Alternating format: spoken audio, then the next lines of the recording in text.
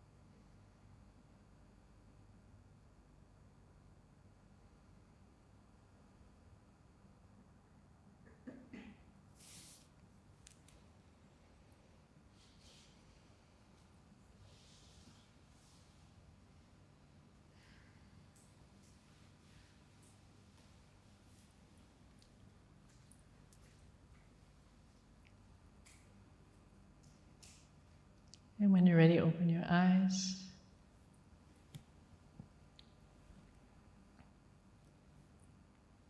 Take a moment to appreciate yourself in the ways that you've shown up for yourself today, this evening. Appreciate the younger child in you.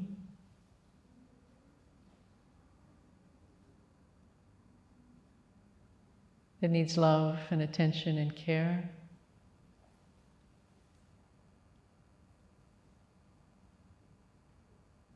Appreciate your ability to express your emotions authentically, freely, and the healing that comes from being with and expressing our emotions, and the freedom that can come from these old patterns that keep us limited.